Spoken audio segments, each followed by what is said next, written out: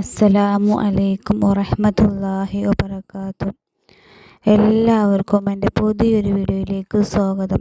അപ്പോൾ നമ്മളെല്ലാവരും കടന്നു പോകുന്നത് പുണ്യമാക്കപ്പെട്ട ശഅബാൻ മാസത്തിലൂടെയാണ്. ഈ ശഅബാൻ മാസത്തിൽ നമ്മൾ ഓരോരുത്തരും ഒരുപാട് കാര്യങ്ങൾ, ഒരുപാട് അമലുകൾ ചെയ്യേണ്ടതുണ്ട്. അല്ലാഹു സുബ്ഹാനഹു തആലയ്ക്ക് വേണ്ടി നമ്മൾ ഒരുപാട് ഇബാദത്ത് ചെയ്യേണ്ട ഒരു മാസമാണ്. അതുപോലെ തന്നെ ഇനി വരാനിരിക്കുന്ന പുണ്യ റമദാൻ മാസവും.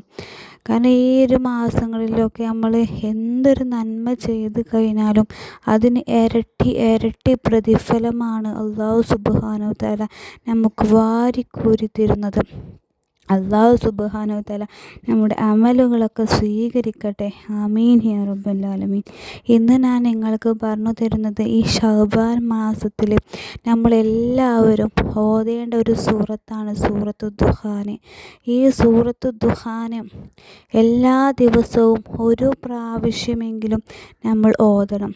അതും നമ്മുടെ ആവശ്യങ്ങളും ആഗ്രഹങ്ങളും മുറാദുകളൊക്കെ ഹാസിലാകുന്നതിന് വേണ്ടി.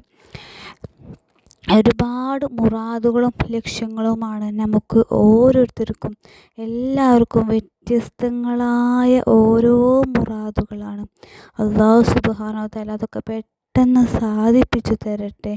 ആമീൻ യാ റബ്ബൽ ആലമീൻ.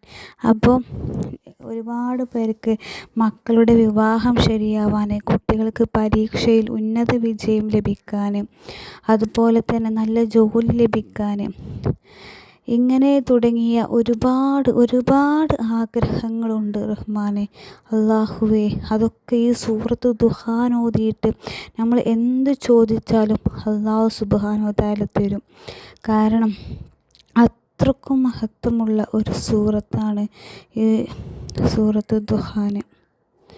അപ്പോൾ എല്ലാവരും, കഴിയുന്നവരെല്ലാവരും സൂറത്ത് ദുഹാൻ ഓതിയിട്ട് നമ്മുടെ ആവശ്യങ്ങളും ആഗ്രഹങ്ങളൊക്കെ നിറവേറുന്നതിന് വേണ്ടി അള്ളാഹുവിനോട് ദുആ ചെയ്യണം.